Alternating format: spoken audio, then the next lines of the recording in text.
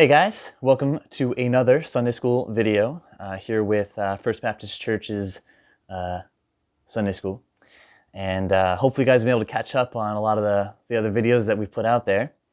Because today we're coming very close to the end of the Gospel of Matthew. It's been a long journey and we're almost there.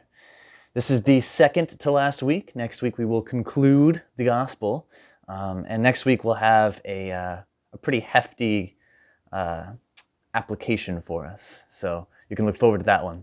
In the meantime, today's passage is rather long because it's a story that kind of all goes together. I mean, let's be honest, the entire story of Jesus all goes together. But it would be just weird to break this up into different parts, so we're just going to read it all together. So the passage today is going to start in Matthew chapter 27, verse 57, and we're going to go all the way to chapter 28, verse 15.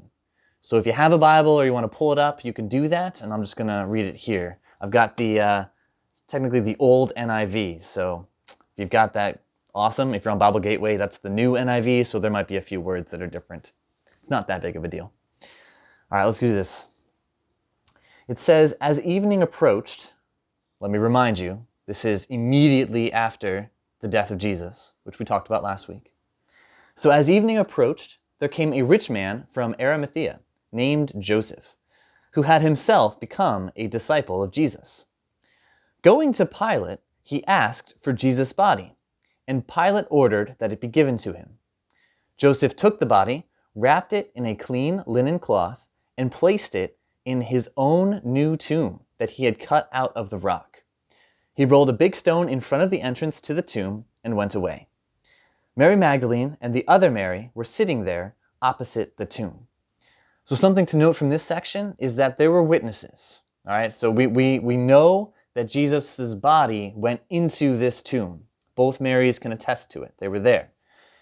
Going on, it says the next day, the one after preparation day, the chief priests and the Pharisees went to Pilate. Sir, they said, we remember that while he was still alive, that deceiver said, after 3 days I will rise again. So, give the order for the tomb to be made secure until the 3rd day. Otherwise, his disciples may come and steal the body and tell the people that he has been raised from the dead. This last deception will be worse than the first. Take a guard, Pilate answered. Go, make the tomb as secure as you know how. So they went and made the tomb secure by putting a seal on the stone and posting a guard. And so here we've got the Pharisees just continuing to plot, continuing to fear Jesus and his message. And so they remember, Jesus said that he was going to rise again. And he may have actually been telling the truth, but we don't want people to believe him. So we gotta put some safeguards up, put some barriers up, so we can kind of have something to tell them, So they go to Pilate. Pilate gives them permission. They put a seal on the stone, and what that means is it's a seal of the Roman government. The penalty for breaking that seal was death. Okay, so if you were to try and mess with it, so imagine this is like police tape that they put around the scene. So Jesus' tomb is surrounded by police tape. If anybody crosses that police tape line, they get put to death. That's the penalty. So if you break the seal that is on the rock, meaning that if you move the rock, that'll break the seal, you get put to death. It's a very, very, very serious crime in the Roman government. So that was safeguard number 1. And then number 2, just to be safe, they put a guard.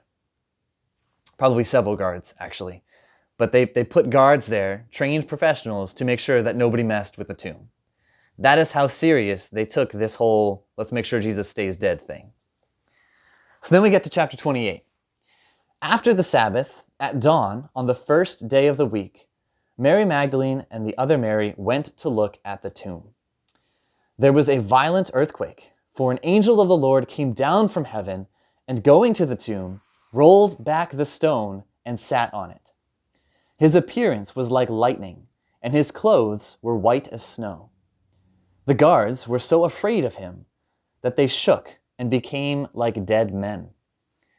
The angel said to the women, do not be afraid, for I know that you are looking for Jesus, who was crucified. He is not here. He has risen, just as he said. Come and see the place where he lay. Then go quickly and tell his disciples, he has risen from the dead and is going ahead of you into Galilee. There you will see him. Now I have told you." So the women hurried away from the tomb, afraid, yet filled with joy, and ran to tell his disciples. Suddenly Jesus met them. "Greetings," he said. They came to him, clasped his feet, and worshipped him. Then Jesus said to them, "Do not be afraid. Go and tell my brothers to go to Galilee, and there they will see me." You know, it seems that every time God works in some kind of a supernatural way in our world, the world reacts.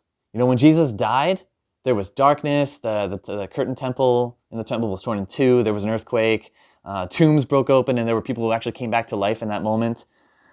And then here, an angel of the Lord comes in and rolls back the stone, and there's this violent earthquake. So as God is moving, as God is acting, creation is responding.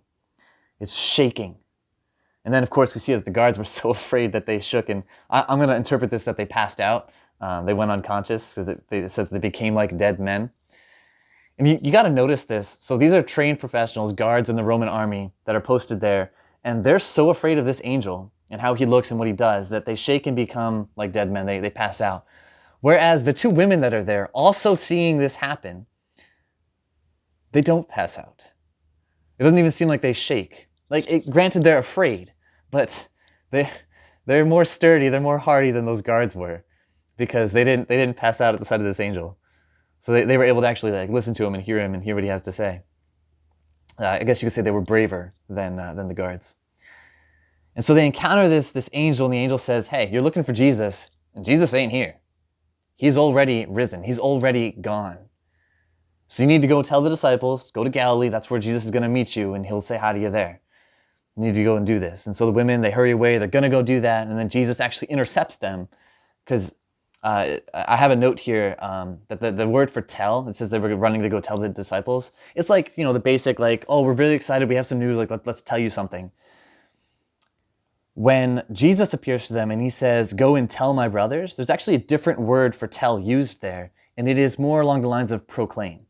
It has more emphasis, more excitement, more, what's the word? The imperative, more of a command, proclaim to them that they must go to Galilee. This isn't like a passing along of information. This is a command that Jesus is giving. You must go to Galilee, and there you will see me. And so kind of that's where Jesus leaves the women.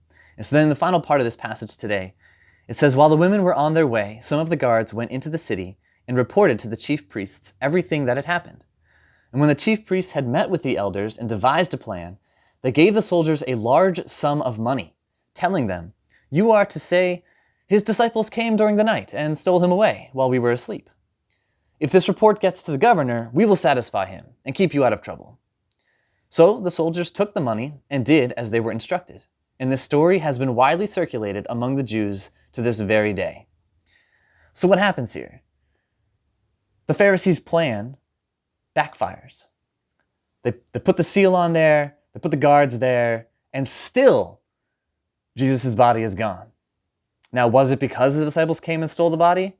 No. It's because Jesus actually resurrected. He actually came back to life. And there was nothing the guards could have done to stop it. But the Pharisees would not be defeated. So they decided, you know what, plan A didn't work. Plan B time. We're just going to pay these guys money and they'll lie for us. And you notice the part where they said, if this report gets to the governor, we'll satisfy him and keep you out of trouble. You know what the trouble would have been if the Pharisees hadn't done this? Death.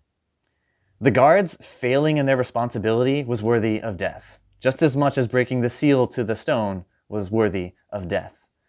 So this was kind of a big deal for the guards to do, because if they took the money, they were still taking that risk that the Pharisees wouldn't be able to protect them, and they would still die, because they failed to do what they were supposed to do. They failed their job, and so they had to die. But they took the money, and they lied. And it says, this story has been widely circulated among the Jews to this very day. Guys, when people are working against God, when they're working against the gospel, they're going to have to lie. They're going to have to cheat. They're going to have to bribe. They're going to have to go to all kinds of measures to try and work against God. And in some ways, they're going to be successful. They're trying to deceive people, and people will be deceived. It says that this story has been circulated among the Jews to this very day. This is, depending on when the book was written, it's approximately like 80 AD, so it's a good number of years after the resurrection is how long this story has stuck around, that Jesus' disciples just stole the body. So a lot of Jews were deceived by this report. We can't be discouraged just because we know that people are opposing us. We can't be discouraged because we know that people are going to lie about us and lie about Jesus. The women were afraid of the angel, but they were filled with joy because they knew that Jesus had come back to life. They knew that the tomb was empty. And these are the same women who saw Jesus' body go into the tomb. So they knew his body was in there, and they're the same ones who knew that he came out. So their testimony can be trusted, and we can know that the tomb was empty. And what do they do with this information? It fills them with joy, and they go and they tell others about it. Now, next week, we're going to get into the Great Commission, where Jesus tells his disciples that they need to go and tell others about him. But even from just the example of these two women, we can have the application of knowing that Jesus is alive, that he came back to life, that he proved his deity, his divine nature, his godness, and that we have salvation in him. So what are we going to do with that information? Are we just going to keep it to ourselves, or are we going to tell other people about it? These women, though afraid, went and they were going to tell other people about it. And I mean, they end up, actually, yes, they tell other people about it. I don't want to just say that they were going to and didn't. They did. We know that Jesus is alive. We know that the tomb was empty.